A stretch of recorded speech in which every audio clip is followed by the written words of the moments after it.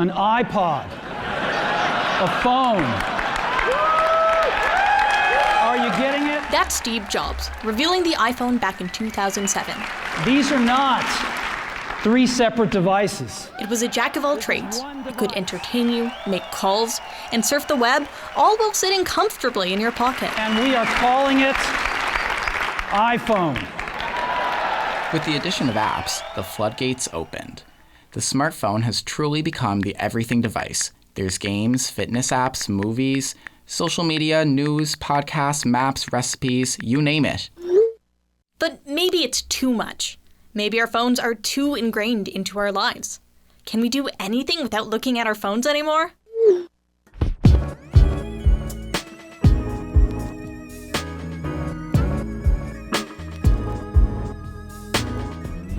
Welcome to Unplugged Minds, a 4-part podcast about Gen Z's disillusionment with digital media and our attempts to unplug from our phones. Because your parents were right. It is those damn phones. We're students in the School of Journalism at the University of King's College in Halifax, Nova Scotia. I'm Luke McNabb. And I'm Talia Freedhoff. We're Gen Zers ourselves. We get it. Talia, I know it might sound stupid and like I'm just nostalgic, but do you ever miss when you were a kid and you could just be bored? Oh, what do you mean? Like when we had summer vacation. The sun was hot, you had no school, and you just had time. Time? Time to do whatever you want, or maybe nothing at all. I remember back in Cape Breton, we'd spend the whole day at the beach, tan in the day and fire in the night. Yeah, because I used to read a ton when I was a kid. I remember just chewing through the Narnia books when I was 6, not to flex. But these days I haven't been reading that much at all. Now it feels like whenever there's a pause in my life, I always gravitate towards my phone.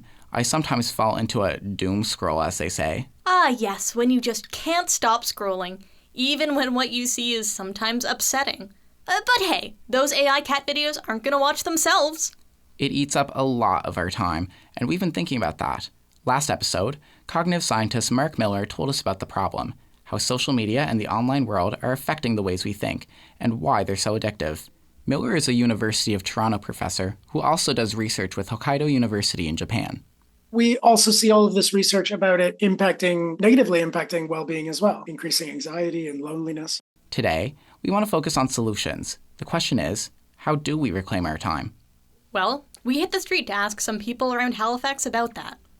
I like to hang out with my friends. I like to cook. I like to drum. I like to sometimes play piano. I need to start practicing that more. Maybe not being on my phone will help with that. I've been reading more since then, which has been really nice. I feel like more motivated the less I use my phone. I try to stay off my phone as much as possible, frankly. I do a lot of sewing. So like grandma hobby. Sewing, yoga. I go on a lot of walks. I'm very into physical media. So like vinyls, CDs, books, nothing online. I journal. Got my little pocket journal with me everywhere. I'm in a band called the Allen Key. Shout out. We play a lot of good music. Recently, I've been really enjoying doing that. It's so fun to hear what regular people are doing with their spare time. Maybe it's the journalist in me, forever nosy. I like to say forever curious. But all these hobbies can fall to the wayside if we get too sucked into our phones. Yeah. Remember Grace Bain King from last episode? She talked about how phone addiction had affected her life. I'd go on my phone, and next thing I know, 4 hours are gone, and it's 9 p.m. and I'm exhausted, but I haven't done anything. Eventually, she hit a breaking point. She wanted to make a change. It wasn't easy. It was more hard, I guess, to get used to it when I was bored, and I was looking for something to do. I was like, oh, I'll go on my phone, and I had to stop myself. So she tried to keep her mind off her phone by keeping herself busy. Sometimes I'll literally just walk on the treadmill. If I'm looking for something to listen to, I'll listen to vinyls. I have a lot of CDs that I'll put on. Smart. And maybe a sneaky hint to the next episode. Stay tuned. Yeah. And while keeping busy, Grace discovered an old hobby that had been passed down to her. Sewing.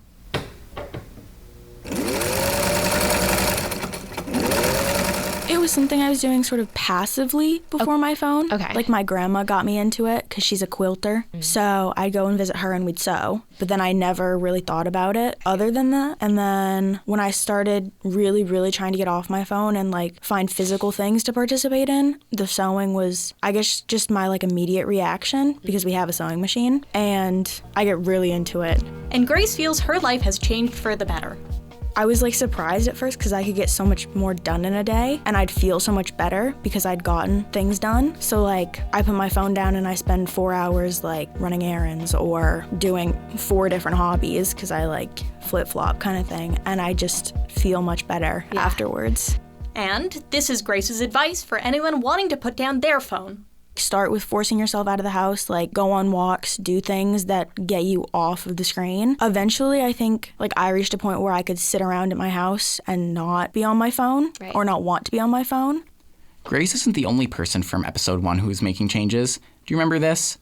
I've noticed more and more recently when I'm like doom scrolling on the phone for a long time, it doesn't really become relaxing or like a form of entertainment like maybe it should be or how it's presented to be. This is Leanne, and they want to break out of their phone habits. I kind of wanted to like step away from the doom scrolling, so I've been trying to replace doom scrolling with like other hobbies that I could do, basically. So I've been trying to like do more crocheting, which I love to do, like making like clothes and stuff through crocheting. I come to the library and I do like crafting, so there's like sewing, and also like I've been getting into like vinyl printing, which is really fun, and I've recently picked up like swing dancing and just like dancing in general, which has been super fun and has been a good outlet for like kind of like movement and just like doing something like physical that's like outside of the phone and technology. Hey Luke, I heard about a Halifax professor who has assigned her students days where they try and unplug from their phones. Yeah, that's Professor DeNel Rehberg Sedo at Mount St. Vincent University. Our reporter, Barley Burns, chatted with her about the experiment. I remember teaching it actually in a critical media literacy class to teachers in Newfoundland. And our day was going to be a field trip, going outside and walking around this pond that they have in St. John's. And we were going to talk to one another, talk about the class, talk about their students, that sort of thing. And I said, there's not going to be any phones. Well, they were like, some of them were beside themselves. Like, how can you possibly assign this to us? I have children, I have to be in touch. And so I made concessions for that sort of thing. But having 3 solid hours of not being online was such a joy to them. The majority of the 18 students came up to me afterwards or wrote in their evaluations how valuable that assigned time is. And I've seen that actually with undergrads as well. When I asked them to have 1 day free a week and then journal about it, like for some people, it is extremely difficult, extremely. But they want to do it, but they feel the pull as well. So there's something psychological going on there, but I think that there is a movement to pay attention to what's happening outside of your lap.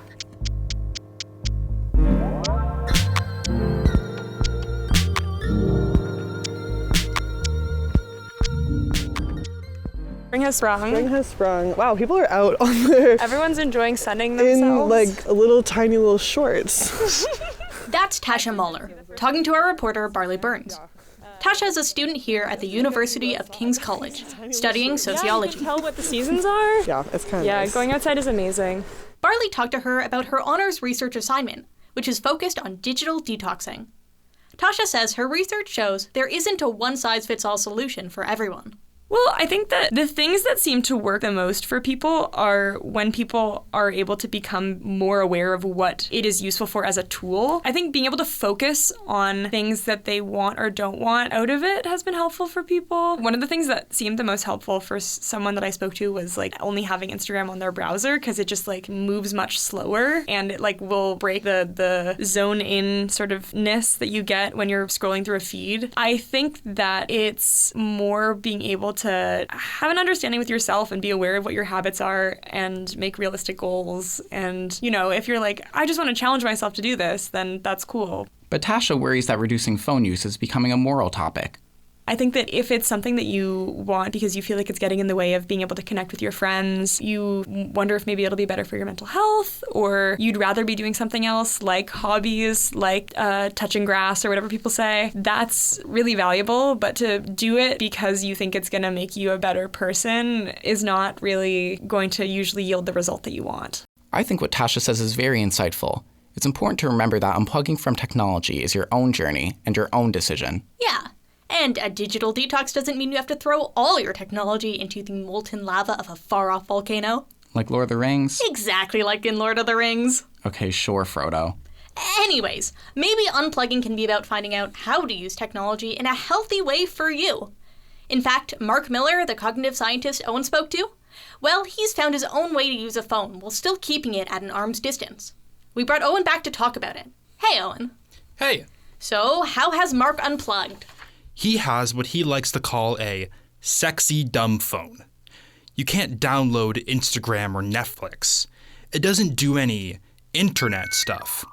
It does texts and calls. Hello. It has a GPS. You've arrived at your destination. It has a camera. And he thinks it's awesome.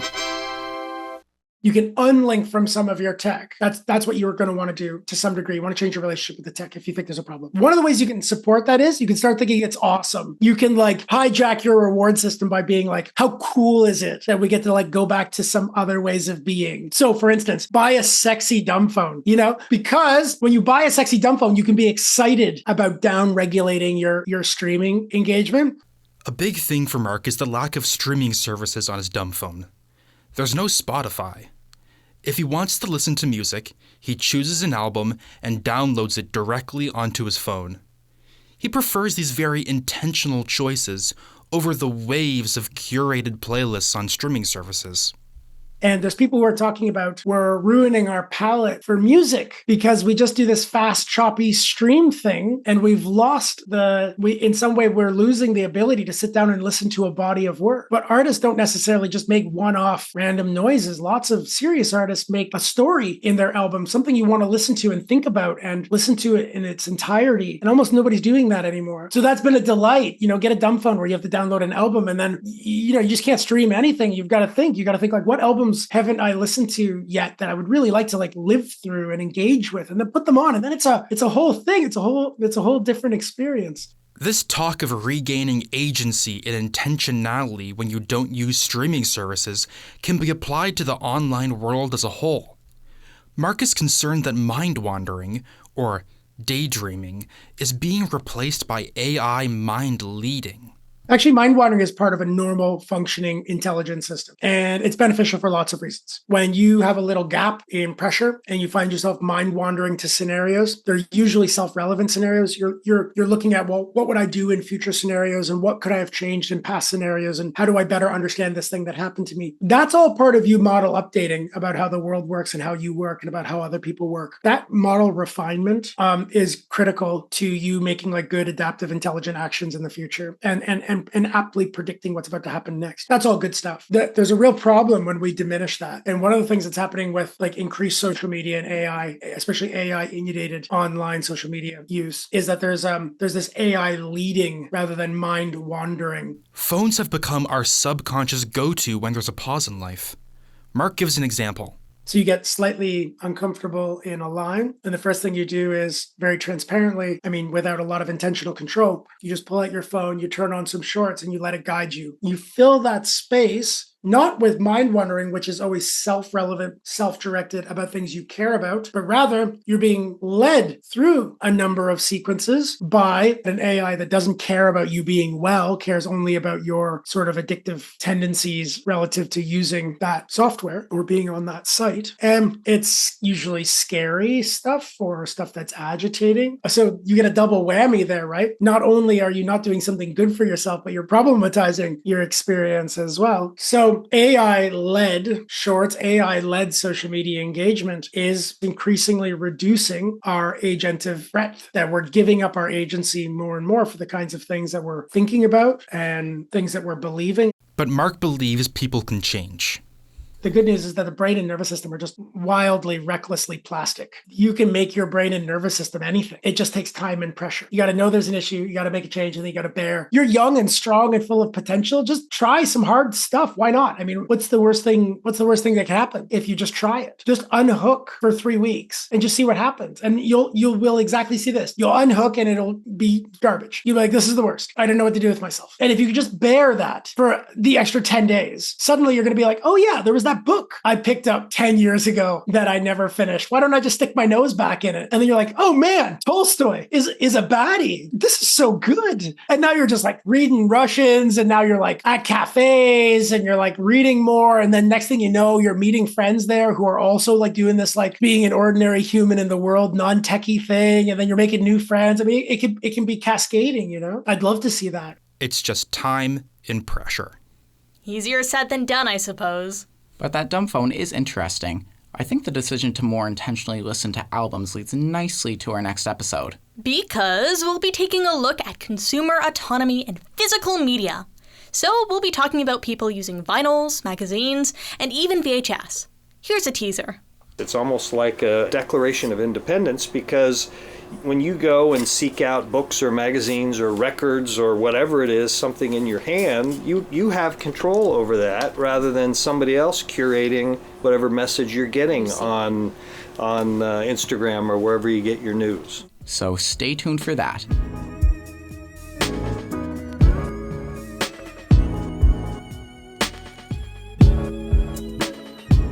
That's a wrap for this episode of Unplugged Minds. I'm Luke McNabb. And I'm Talia Freedhoff. Thanks for listening, and we'll talk to you again soon.